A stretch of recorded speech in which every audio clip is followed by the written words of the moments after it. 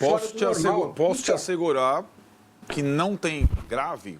Poderia ser um confronto com o jogador, um confronto com o diretor, alguma coisa extracampo. Não tem. São todas cornetagens sobre escalação, formação, estratégia, etc. e tal. Um comportamento que justificasse essa situação toda, pisou na bola, passou do limite. Não teve, por isso que a gente vai lembrando. A questão do Ceni não teve... O Ceni quase bateu no Marcos Paulo. Isso. Ali tinha um álibi. O cara chegou a um ponto que os jogadores não querem mais. O cara quase foi lá, pegou o Marcos Paulo da declaração. É como se o Zubeldia chegasse hoje no treino, pegasse o Galo pelo colarinho. E por isso que eu falo que essa situação arquitetada pelo São Paulo dentro do CT com o Galopo é quase como provocando o técnico a ponto do técnico estourar. O São Paulo está tentando fazer o Zubeldia estourar. Perceba. Há quanto tempo isso acontece? Desde o jogo. Então, o Ceni estourou. Pegou o Marcos Paulo e falou, né? Pegou aí os jogadores... isso não, passou do ponto. Tá? Com a grande diferença. Claro, o Ceni é o Ceni, um dos maiores ídolos da história do São Paulo. Um dos maiores ídolos da história do São Paulo, que como técnico falava mal da instituição o tempo todo, tinha um clima péssimo entre os jogadores. Não é o caso do Zubeldia. Não fala mal de ninguém, publicamente. Não reclama de reforço. Publicamente, não fala mal de ninguém.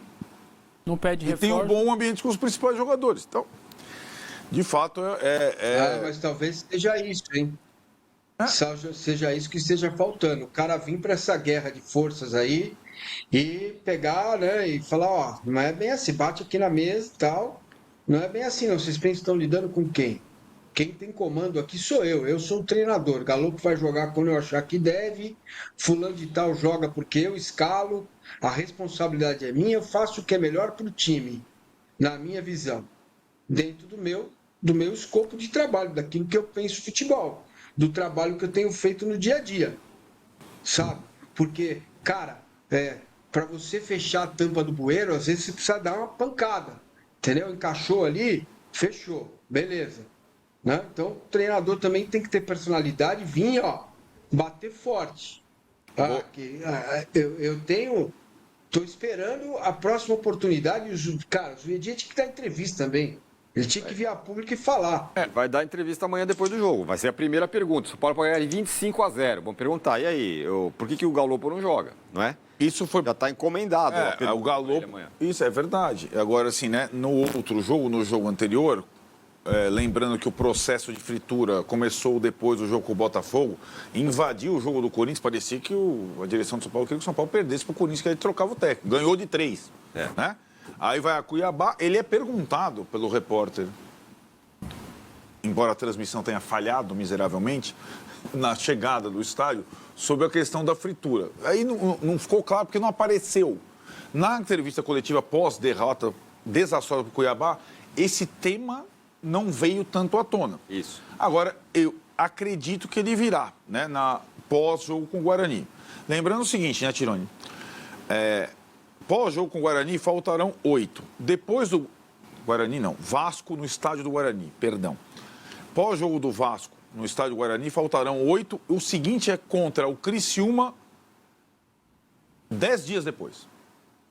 Isso.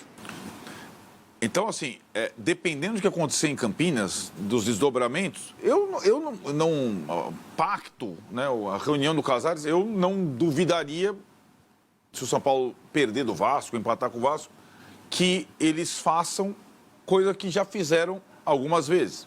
Quando chegaram, por exemplo, né, saiu o Fernando Diniz, que o detalhe não tinha sido escolhido por eles. Ok. E a reta final do Brasileiro foi comandada interinamente lá pelo Visoli / Muricy. São Paulo se classificou para a Libertadores, mas estava no mesmo lugar, mais ou menos, quando o Diniz saiu. Se classificou. Mas me parece um campeonato muito mais difícil, né? São Paulo esse é um ponto. E o segundo, ele estava no mesmo lugar, mas ele estava no mesmo lugar se segurando nesse lugar. Porque ele tinha sido líder do campeonato. Exato. Ele estava no viés de queda absoluto. Era esse o momento. Ganhou, acho que 3 pontos em 12. É um negócio absurdo. 18. Sim. Não tinha sido escolhido por ele. Mas estou dizendo, aí colocam uma interinidade, já foi colocada com o Milton Cruz até um jogo, né? Coloca uma interinidade lá, supervisão. Isso eu já vi tantas vezes. Aconteceu interinidade, ganhou o último jogo do Flamengo, essa é a memória, né? O Flamengo foi campeão no celular do Ceni, mas teve coisas nesse período, perdeu para o rebaixado Botafogo, não sei se vocês lembram, na rodada anterior, no Newton Santos. Teve outra interinidade, o Vessone lembra muito bem.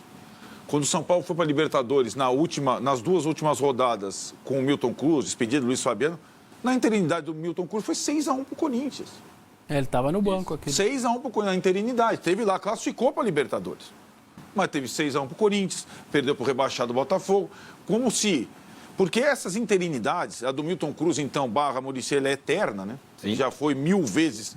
Elas duram 2 jogos, 3 jogos, cara. Né? É no máximo, porque jogador... Por isso que o Braz falou, eu errei na hora da gente avisar a comunicação, ele é nosso oficial, porque talvez se ficasse como interino, as pessoas iam olhar o Felipe de outra maneira.